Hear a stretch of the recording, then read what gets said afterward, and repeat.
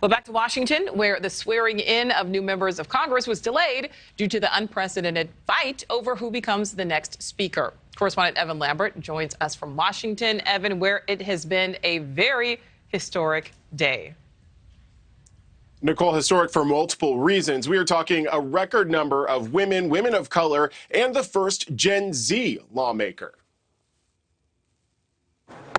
The 118th Congress kicking off today with newly sworn-in members, but many of their faces are familiar and now famous from a hard-fought campaign to grab their seats. I had a stroke.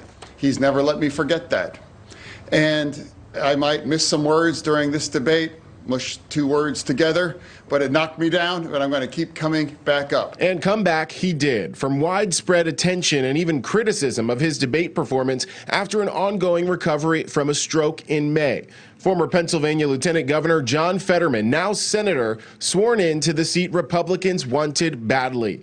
In a nod to his regular guy wardrobe, Fetterman tweeting before being sworn in, quote, "Yes, there will be a Fetterman in shorts today, but it's not me," including a picture of his son in shorts. Fetterman wore a suit and tie.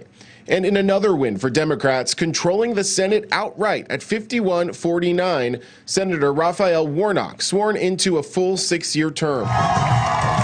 He's represented Georgia since 2021 after a special election. In this state, we have nearly 11 million people, and only 2 people get to represent us in the United States Senate, just 2. And when I think about that, it is an awesome responsibility. I am pro-life. I've always been pro-life. On the Republican side, J.D. Vance, who was handpicked by former President Donald Trump, took his seat to represent Ohio. And in the House, Representative-elect George Santos sat alone in the back row of the chamber, waiting to be sworn in.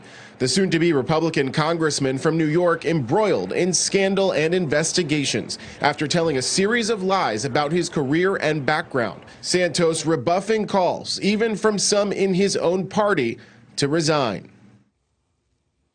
Other notable new additions to this 118th Congress, Florida Democrat Maxwell Frost, who will be the youngest member of Congress and the first from Gen Z. And speaking of young lawmakers from Florida, Republican Anna Paulina Luna will represent a younger, more diverse element of Trump-aligned Republicans. Nichole? Thank you for watching. Go to newsnationnow.com to find NewsNation on your television provider. And don't forget to click the red subscribe button below to get more of NewsNation's fact-driven, unbiased coverage.